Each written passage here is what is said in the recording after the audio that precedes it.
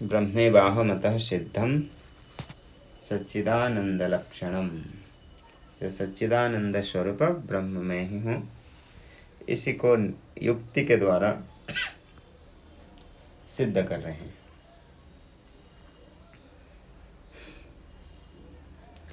उसमें अनुमान प्रमाण दिए थे और सिद्ध किए थे कि ब्रह्म से भिन्न नहीं है जीव। क्या प्रमाण अनुमान प्रमाण आया था? अंतिम में आया था, प्रत्यगात्मा ब्रह्मणो न भिद्यते। जो प्रत्यगात्मा है वह ब्रह्म से भिन्न नहीं है। क्यों? सच्चिदानंद स्वरूपत्वात्, क्योंकि सच्चिदानंद स्वरूप है। व्यतिरेकेण घटवत्, जैसे घट आदि होते हैं वो सच्चिदानंद स्वरूप हो हैं? नहीं, वो ब्रह्म से भिन्न है कि अभिन्न है? अभिन्न के भिन्न? घटादि घटादि प्रश्न नहीं सुन पाए जी। तो ब्रह्म से घटादि भिन्न है, तो उसमें सच्चिदानंद स्वरूपता है? नहीं है। और जिसमें भिन्न नहीं है उसमें सच्चिदानंद स्वरूपता है। जैसे जीव, प्रत्यगात्मा में अनुभव होता है कि अहम अस्मि सदा भामी, ये सिद्ध किए हैं, इसलिए वह ब्रह्म से भिन्न नहीं है, ऐसे अनुमान से सिद्ध किए थे। तो पूर्व पक्षी ने संशय किया था, तो ये तो प्रत्यक्ष विरोध है। प्रत्यक्ष विरोध कैसे होता है कि मैं तो ब्रह्म स्वरूप नहीं हूँ, न हम ईश्वरः इति प्रत्यक्ष विरोध। ये तो प्रत्यक्ष विरोध होता है। इति चेत, फिर सिद्धांति ने कहा था प्रत्यक्ष प्रमाण का विषय ही नहीं है प्रत्यगात्मा, उसको विषय नहीं करता है तो उसमें विरोध सिद्ध करेगा नहीं। न तावद आत्मनो ब्रह्मत्व बाह्य प्रत्यक्ष विरोध। जो बाह्य प्रत्यक्ष प्रमाण ये विरोध सिद्ध नहीं कर पाएगा। क्यों? क्योंकि बाह्य प्रत्यक्ष तो आत्मा को विषय ही नहीं करता है। जैसे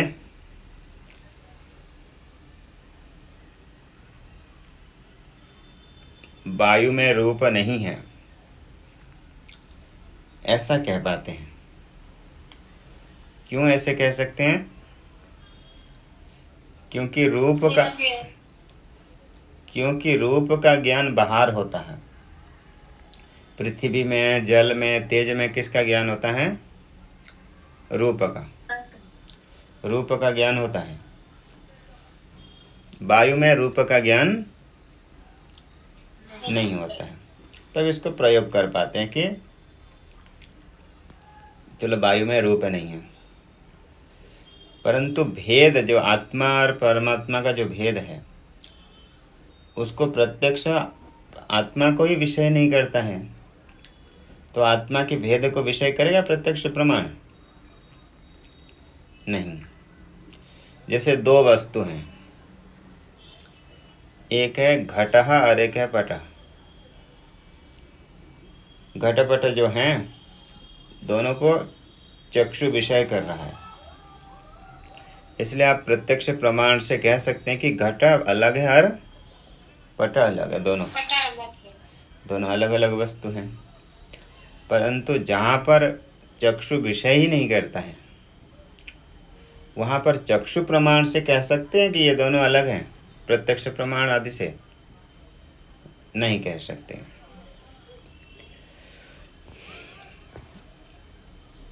इसलिए कुसुमांजलि आदि बड़े ग्रंथों में वहाँ कहते हैं कि ईश्वर नहीं है।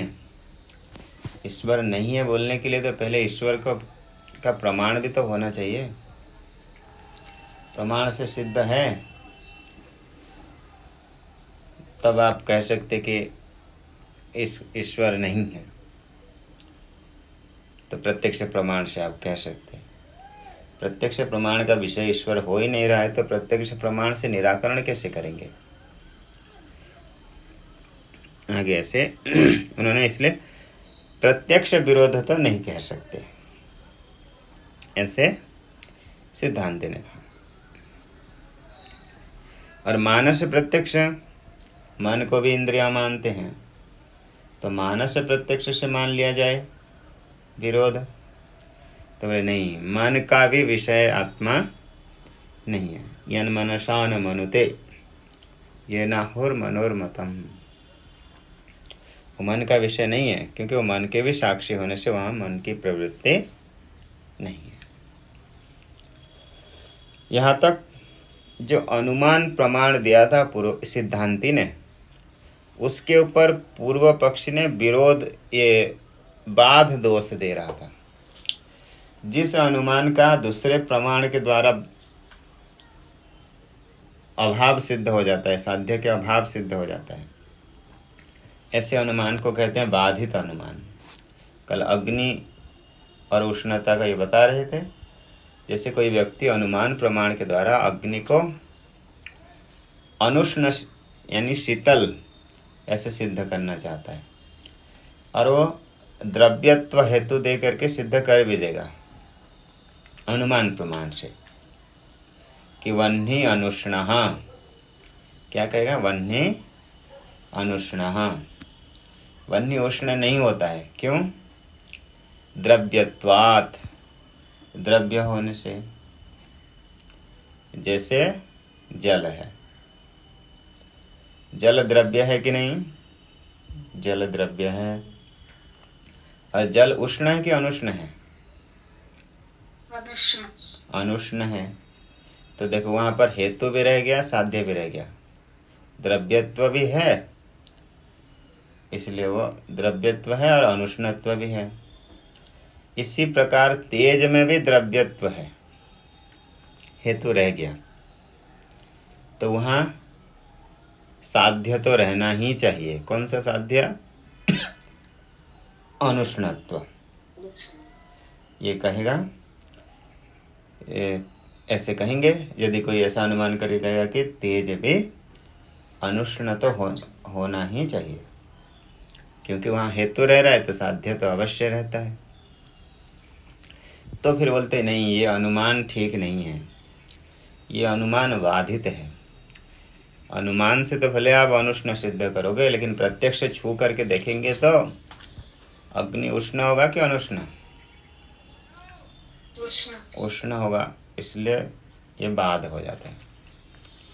इसी प्रकार सिद्धांती ने जो जीव और ईश्वर में अभेद सिद्ध कर रहा था अनुमान के द्वारा, उसी अनुमान को पूर्व पक्षी ने बाध दोष दे रहा था कि ये तो बाधित है आपके अनुमान। तो सिद्धांती ने कहा कि कौन से प्रमाण के द्वारा आप बाधित करोगे? प्रत्यक्ष प्रमाण से तो बाधित नहीं हो सकता, ये बता दिया। अरे चलो, प्रत्यक्ष प्रमाण आदि से बाधित नहीं हो रहा है, लेकिन आपने अनुमान देकर के क्या सिद्ध कर रहे हैं? जो प्रत्यगात्मा है वह ब्रह्म से भिन्न नहीं है, यानी अभेद सिद्ध करें। प्रत्यगात्मा और ब्रह्म का क्या सिद्ध करें? अभेद सिद्ध करें अनुमान के द्वारा। तो पूर्व पक्षी बोलेगा उसका विरोधी अनुमान हमारे पास है। आप जैसे अनुमान से आप अभेद सिद्ध कर रहे हैं, इसी प्रकार हम अनुमान से क्या सिद्ध कर देंगे? भेद सिद्ध कर देंगे। ऐसे करके पूर्व पक्षी अनुमान देगा। इसको कहेंगे सत प्रतिपक्ष। जो सिद्धांती ने हेतु दिया था कि विरुद्ध धर्म, ये नहीं, सच्चिदानंद धर्म होने से, ऐसे कहा था। तो उसके ऊपर यहाँ पर पूर्व पक्षी कहेगा कि नहीं, हमारे पास भी हेतु है, विरुद्ध आपका जो हेतु है उसका विरोध अभाव सिद्ध, आपके साध्य के अभाव सिद्ध करने के लिए हमारे पास अन्य भी हेतु है। अर्थात हम आप अभेद सिद्ध कर रहे थे, हम भेद सिद्ध कर रहे हैं। इसी विषय को लेकर के पूर्व पक्षी कहेगा ननु जीवेश्वरो भिन्नौ, ये कहेगा जीव और ईश्वर क्या है, भिन्न है, भिन्नौ, तो दोनों में क्या रहेगा, जीवेश्वरो भिन्नौ, अर्थात दोनों में भेद रहेगा। जो भिन्न में क्या रहेगा, भेद। भिन्न इसीलिए कहते हैं क्योंकि उसमें भेद है। योगी क्यों बोलते हैं उसको, क्योंकि उसके पास योग है, इसलिए उसको क्या कहते हैं, योगी। इसी प्रकार भिन्न है, भिन्न यानी भेद वाला, जो भेद वाला होता है उसको क्या कहते हैं, भिन्न कहते हैं। तो इसलिए जीवेश्वरो भिन्नौ, जो जीव और ईश्वर है वो दोनों भिन्न हैं, अर्थात दोनों में क्या है, भेद है। तो पूर्व पक्षी भेद सिद्ध कर रहा है जीव और ईश्वर में। बोले क्यों, कैसे, किंचित ज्ञत्व सर्वज्ञत्वादि विरुद्ध धर्म आधारत्वाद। एक किंचित ज्ञत्व है जीव और एक है सर्वज्ञ ईश्वर। एक में किंचित ज्ञत्व रहा और एक में सर्वज्ञत्व रहा। तो विरुद्ध धर्म के आधार होने से एक का धर्म किंचित ज्ञत्व है, एक का धर्म सर्वज्ञत्व है, दोनों का विरुद्ध धर्म हुआ, हो गया। विरुद्ध धर्म आधार होने से जीव और ईश्वर दोनों पक्ष हैं। जीव ईश्वर हो गए पक्ष और भेद हो गया साध्य, भेद हो जाएगा साध्य, और हेतु हो गया विरुद्ध धर्म आधारत्वात् आधारत्वम, ये हो गया हेतु। विरुद्ध धर्म का आधार होने से जीव और ईश्वर भिन्न हैं। उदाहरण दे रहे हैं जैसे दहन तुहिनवत, दहन तुहिन अग्नि और बर्फ जो शीतल है, दोनों, अग्नि जलाता है और जो बर्फ है वह ठंडा करता है। दोनों भिन्न है कि एक है, भिन्न है, और दोनों का धर्म भी विरुद्ध है, विरुद्ध है, भिन्न है। तो देखिए जैसे दहन और तुहिन में वहां पर विरुद्ध धर्मत्व भी है और भेद भी सिद्ध है। तो दृष्टांत में दोनों मिल गए, हेतु और साध्य। दृष्टांत क्या हुआ, दहन तुहिन, वहां पर विरुद्ध धर्मत्व भी है और भेद भी है, हेतु रहा साध्य रहा। अभी है पक्ष जीव ईश्वर, जीव और ईश्वर में हेतु रह जाएगा। पक्ष है, पक्ष में क्या रह रहा है, हेतु, विरुद्ध धर्मत्व। दोनों में विरुद्ध धर्म है कि नहीं, जीव ईश्वर में विरुद्ध धर्म है, हेतु रहा,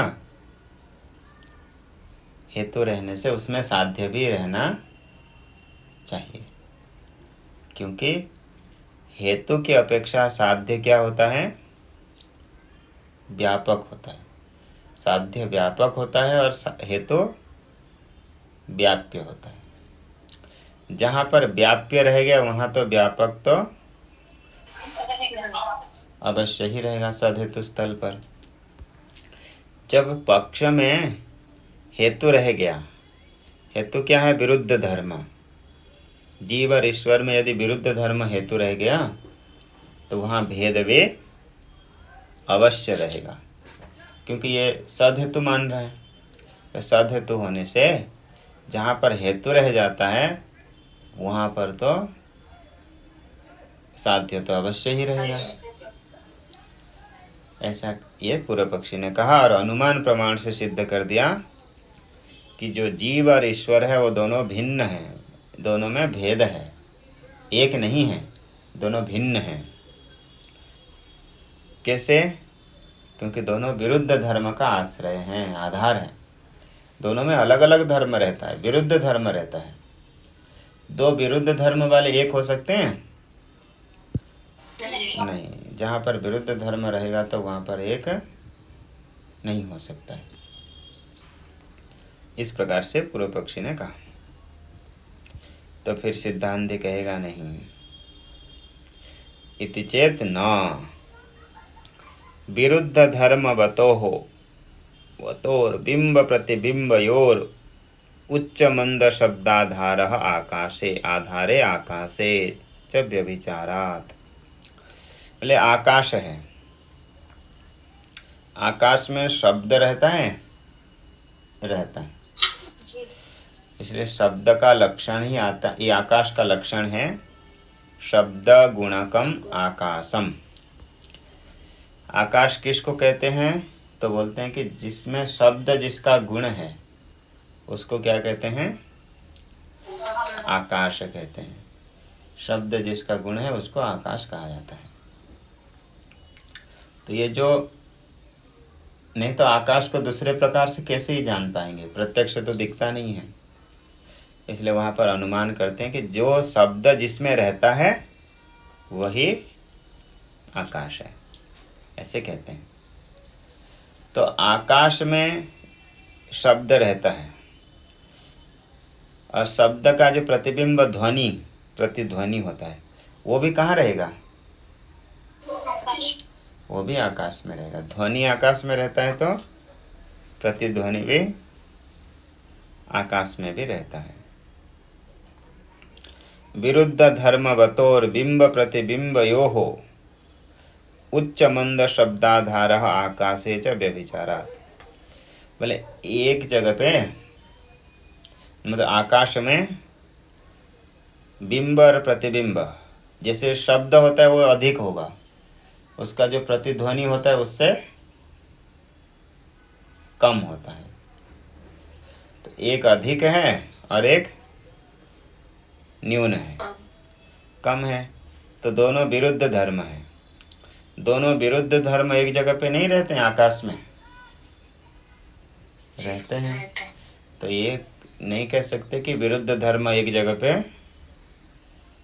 नहीं रह सकते, ऐसा नहीं कह सकते। आकाश में विरुद्ध धर्म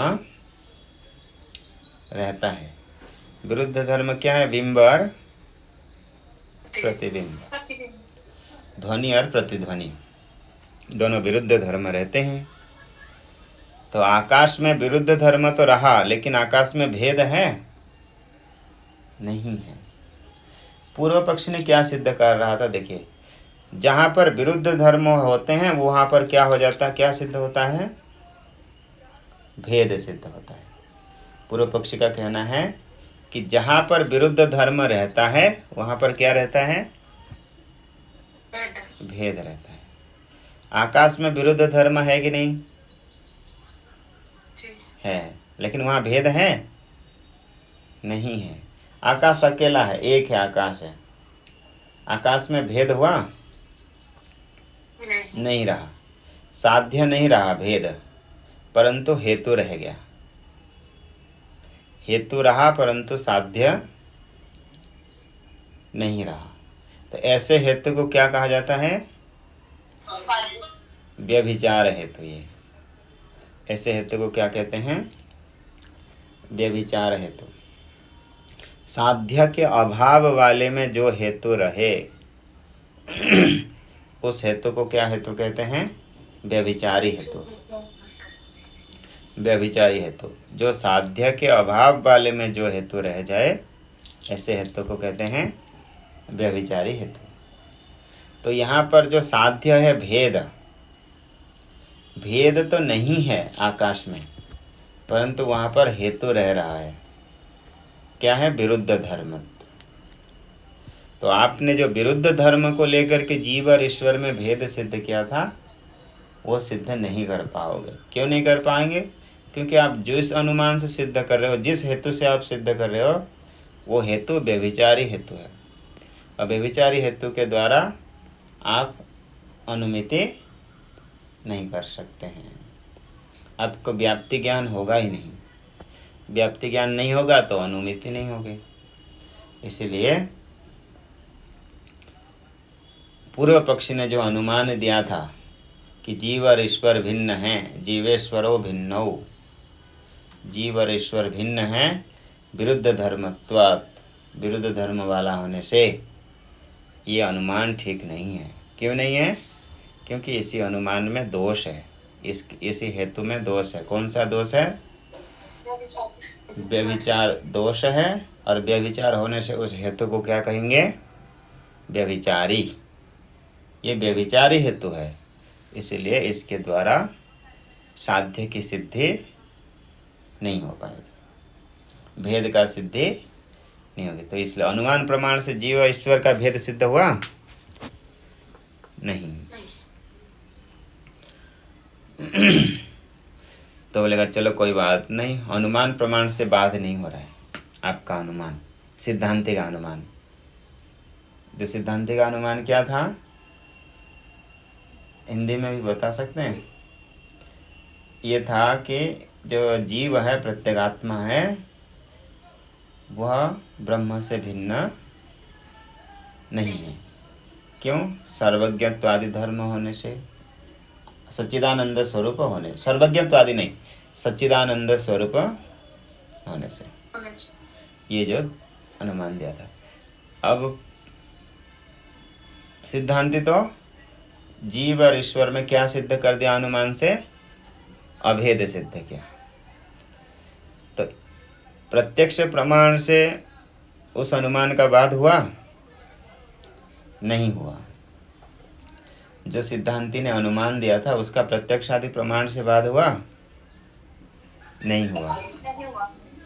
उसके बाद उसका अनुमान प्रमाण से उसमें दोष दिखा पाया नहीं। तो अभी जो जीव और ब्रह्म में अभेद सिद्ध कर रहा है, उसके ऊपर शास्त्र प्रमाण का विरोध दिखा रहे। कौन? पूर्व पक्षी। चलो प्रत्यक्ष और अनुमान से नहीं हुआ, लेकिन शास्त्र के द्वारा तो कह सकते हैं, क्योंकि शास्त्र में जीव और ईश्वर का भेद कथन होता है। बहुत जगह पे जीव और ईश्वर का भेद का कथन कहाँ पे मिलता है? शास्त्र में। तो शास्त्र प्रमाण से ये सिद्ध करेंगे कि जीव और ईश्वर भिन्न है। और आपने जो अभिन्न सिद्ध किया था वो शास्त्र प्रमाण से बाधित हो जाएगा। इसको लेके कह रहा है, देखो, ननु, कहाँ गया पंक्ति, ननु द्वासुपर्णा इत्यादि श्रुति विरोध इति चेत द्वासुपर्णा सयुजा सखायो समान वृक्षम परिशस्व जाते तयोरन्यः पिप्पलम स्वादवत्ति अनश्नन्यो अभिचाकशित। यहाँ पर दो हैं पक्षी, सुंदर पक्षी, द्वासुपर्णा, द्वौ सुपर्णौ, शोभन पर्णौ, जिनके सुंदर सुंदर पंख है। द्वौ सुपर्णौ सयुजौ सखायो, और दोनों मित्र हैं, सखा हैं, समान है, दोनों ही चेतन हैं। तयोर अन्यः पिप्पलम स्वादवत्ति, उन दोनों में से एक पिप्पल कर्म का फल भोग करता है और एक अनश्नन्यो अभिचाकशित, एक भोग नहीं करता हुआ देखता रहता है। तो दोनों में, दोनों एक हुए कि अलग अलग हुए? दोनों अलग अलग हुए। तो शास्त्र में दोनों के भेद का सिद्ध किया है। तो ये शास्त्र प्रमाण से आपका जो अभेद सिद्ध अनुमान वो बाधित हो जाएगा, ये पूर्व पक्षी कहेगा। द्वा सुपर्णा इति बाधित श्रुति विरोध इति चेत, इसे श्रुति के साथ विरोध है आपका अनुमान। इति चेत सिद्धांत कहेगा ना, तस्या तत्परत्वेन। श्रुति का तात्पर्य भेद को दिखाने में नहीं है। जो संसार में जो भेद दिख रहा है, उसी भेद को जो हम प्रत्यक्ष देख रहे हैं, संसार का जो भेद है, उसको बताने में श्रुति का तात्पर्य नहीं है। श्रुति का तात्पर्य तो किस में है? अभेद में है। क्यों? क्योंकि तात्पर्य का ग्रहण कैसे होता है? तात्पर्य का ग्रहण कैसे होता है? भूल जाते हैं। षड्लिंग विधि के साथ जी, निर्णय करना। हाँ, षड्विध लिंग से तात्पर्य का निर्णय होता है। तो वहाँ पर ये कह रहे कि जो भेद है वो अपूर्व नहीं है। भेद क्या शास्त्र से सिद्ध हो रहा है क्या? नहीं, ये तो लोक में भी पता चल रहा है ये जो भेद है, परंतु जो अभेद है वो अपूर्व है, पहले से सिद्ध नहीं है। भेद लोक सिद्ध है, लेकिन अभेद क्या है? अपूर्व है। इसलिए षड्विध लिंग तात्पर्य में अपूर्व भी आता है। उपक्रमोपसंहारा बभ्यासो पूर्वता फलम अर्थवादोपपत्ति च लिंगम तात्पर्य निर्णय। उपक्रमोपसंहार बभ्यास अपूर्वता फलम। अपूर्वता, शास्त्र का तात्पर्य अपूर्वता किस में है? अभेद में है। भेद तो लोक सिद्ध है। लोक सिद्ध वस्तु के लिए श्रुति का तात्पर्य नहीं है। इसलिए जो श्रुति है वो तत्परक नहीं है, भेद परक नहीं है, अभेद परक है। इति। और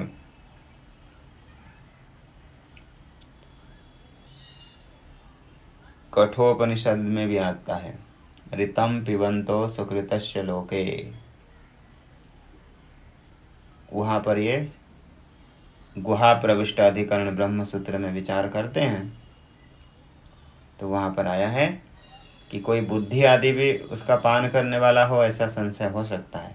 बुद्धिजीव, उनको निराकरण करने के लिए वहाँ पर फिर विचार करते हैं कि नहीं, जीव ईश्वर का वहाँ पर कथन हुआ। और ब्रह्म सूत्र में बहुत सूत्र आया है, भेद व्यपदेशात, भेद का कथन होने से ऐसा बहुत जगह पे आया है। तो व्यवहारिक भेद को लेकर के शास्त्र में कथन होता है। पारमार्थिक तो जीव और ईश्वर में भेद नहीं है, इसलिए शास्त्र के द्वारा भी अनुमान का वाद नहीं होगा।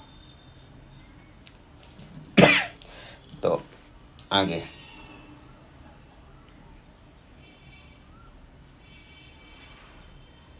न तस्याः अतत्परत्वेन तत्त्वमस्यादि श्रुत्या बाध्यमानत्वात्। और तत्त्वमसि इत्यादि श्रुति है जिसमें जीव और ब्रह्म की अभेद का सिद्धि की जाती है, तो उनके द्वारा ये द्वा सुपर्ण आदि का बाध भी हो जाएगा। तस्मात् नाहम ईश्वर इति, इसलिए जो आपने सबसे पहले कहा था इसी पंक्ति, इसी पृष्ठ में पहला पंक्ति, नाहम ईश्वर इति प्रत्यक्ष विरोध जो पूर्व पक्षी ने कहा था, उसको यहाँ पर कह रहे हैं कि तस्मात्, इसलिए आपने जो कहा था नाहम ईश्वर इति बुद्धि देहादि उपाधि निमित्ता भ्रांतिर न तो शुद्ध जीव स्वरूप विषया।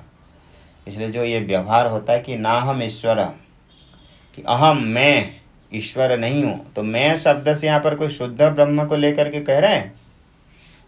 नहीं। किसको लेकर के? बुद्धि आदि निमित्त को लेकर के।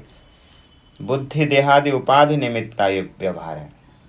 बुद्धि, स्थूल शरीर, सूक्ष्म शरीर, इन सभी को लेकर के कह रहा है कि जीव रूप से ना हम ईश्वर, तो ये तो भ्रांति है। तो ये भ्रांति होने से इसको प्रामाणिक नहीं माना जाएगा। तदुक्तम, ये कहीं पर आया है शास्त्र में, पता तो नहीं चला कहाँ का है। त्वयि मयि च गण्यमाने मशकान् मशकोऽहमेव देहदृशा। यदि हम आपस में दोनों में तुलना करें तो जीव और ईश्वर में, तो मैं आपके सामने तो एक मच्छर के भी बराबर नहीं हूँ। त्वयि मयि च गण्यमाने मशकान् मशको हमेव देह दृशा। देह की दृष्टि से देखेंगे तो भगवान के सामने हमारे क्या स्थिति है, मच्छर के बराबर भी नहीं है, छोटे से उनके सामने। मच्छर दृष्टांत कैसे देते हैं? जैसे किसी को मच्छर काटता है तो कैसे करते, ऐसे कर देते तो वो बेचारा वहीं मर जाता है। तो मशक क्या है, मशक का क्या ही सामर्थ्य है।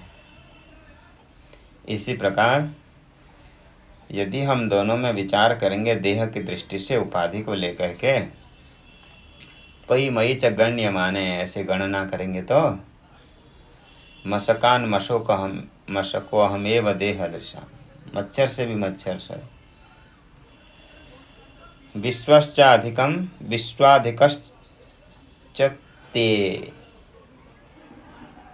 और आपकी जो सामर्थ्य है सबसे अधिक है, परंतु दोनों में समानता क्या है, एक रूपता में ते में मदबोधानंद पूर्णता तुल्या। परंतु यदि दोनों में देखेंगे तो बोध आनंद रूपता, ब्रह्म रूपता, ज्ञान रूपता जो है तुल्या, समान ही है, एक ही है। अर्थात अतो हम ब्रह्म एव इति भाव। इसलिए देह उपाधि आदि ने को लेकर के अहम ईश्वर ऐसे कोई कहेगा नहीं। वो कहेगा तो उसको तो क्या कहेंगे, वो तो मूर्ख ही कहेंगे। जैसे भगवान गीता में 16 अध्याय में क्या कहें, ईश्वरो हम अहम भोगे सिद्धो हम बलवान सुखी आढ्यो भी जनवान अस्मि कोन्योस्ति सदृशो मया। यदि कोई देह बुद्धि आदि उपाधि को लेकर के मैं ईश्वर हूं ऐसे कहेगा तो वो भ्रांत है, और ऐसा कभी हो ही नहीं सकता, ये विरुद्ध है। परंतु सभी उपाधि से विनिर्मुक्त समाधि दशा संपन्न है, शुद्ध चैतन्य स्वरूप है, उसमें और ईश्वर में कोई भेद नहीं। इसी बात को कह दी। इसलिए उन्होंने जो श्लोक में कहा अहम अस्मि सदा भामि कदाचित् नाहम प्रियः ब्रह्मेवाहमतः सिद्धम सच्चिदानंद लक्षणम, तो ये कोई विरोध हुआ नहीं। आगे इसी प्रकार ये द्वितीय श्लोक समाप्त।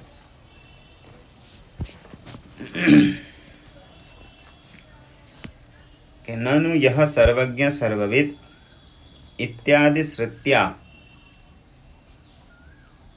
ब्रह्म सर्वज्ञतया अवगम्यते।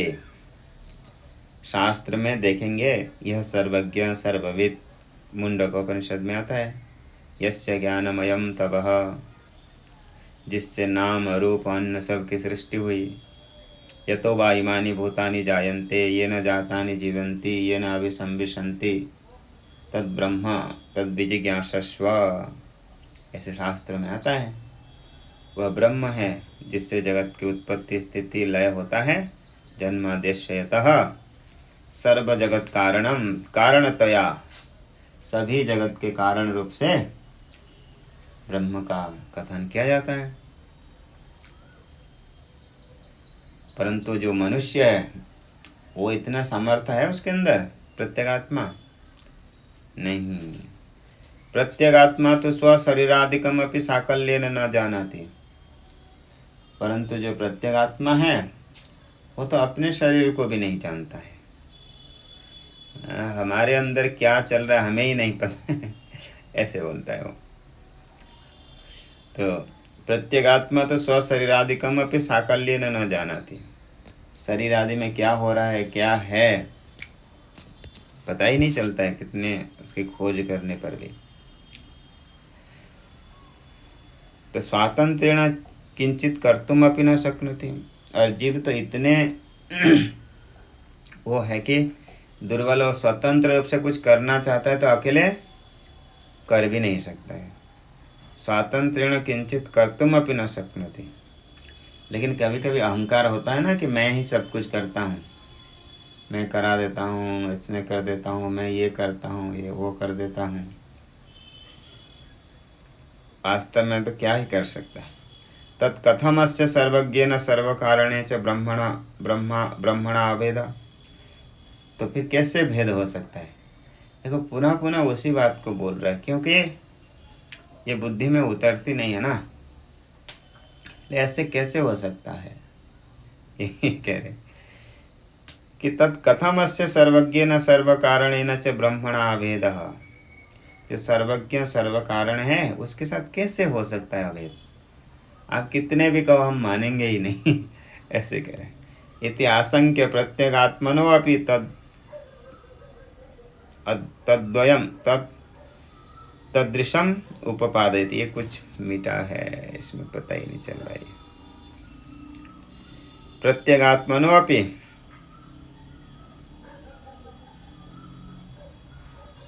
तद, ये पता नहीं चल रहा है। तादृशम ऐसा तौल लिया है यहाँ पे।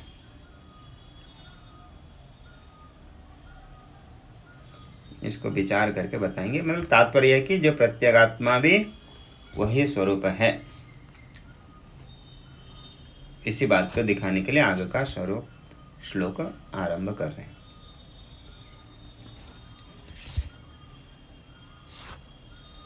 अच्छा, तत् प्रत्यगात्मनो अपि तद योग्यम ऐसे उपपादयति। आगे मय्येवोदेति चिद्व्योम्नि, मय्येवोदेति चिद्व्योम्नि जगद्गन्धर्वपत्तनम्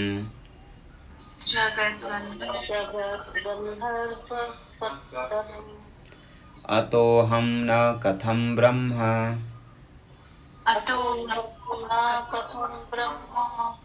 सर्वज्ञं सर्वकारणम्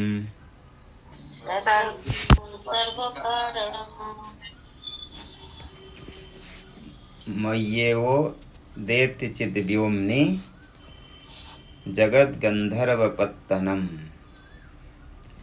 जैसे आकाश में गंधर्व नगर दिखता है, कभी कभी आकाश में ऐसे दिखता है कि नगर जैसे दिखता है, इसी प्रकार मय्येव उदेति चिद्व्योम्नि, चैतन्य रूपी आकाश में मयि मेरे में ही जगत गंधर्व पत्तनम उदेति, ये जगत रूपी संसार रूपी ये जो नगर गंधर्व नगर है, ये सब कहाँ पर उदय हुआ है? मेरे में ही उदय हुआ है। मय्येव उदेति चिद्व्योम्नि जगद गंधर्व पत्तनम, पत्तन यानी नगरम, पतन्ति गच्छन्ति जनाः यस्मिन् पत्तनम।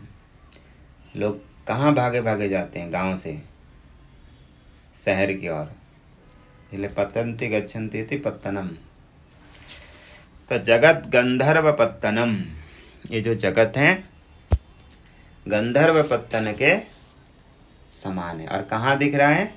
आकाश में। कौन से आकाश में? चिद्व्योम्नि, चैतन्य रूपी जो आकाश है उसमें ये सारा संसार दिख रहा है। तो पूर्व पक्षी ने जो कहा था कि ये सारा संसार परमात्मा ने बनाया है, वो सर्वज्ञ है, जीव तो कुछ नहीं कर पाता है, तो ये कैसे एक होगा? तो ये बोल रहे कि नहीं, हम भी बनाते हैं बहुत कुछ। जगत ये सारा संसार तो हमने ही रचना कर रखे हैं। अतो हम न कथम ब्रह्म, इसलिए हम क्यों ब्रह्म स्वरूप नहीं होंगे? सर्वज्ञम सर्व कारणम, क्योंकि हमारे ही अज्ञानता से ये संसार दिख रहा है। यथा स्वप्न में रथान रथ योगान पथ सृजते, कठोपनिषद में आता है। स्वप्न में देखता है, रास्ता बनाता है, रथ में बैठ के जाता है, वो सब सृष्टिगान करता है।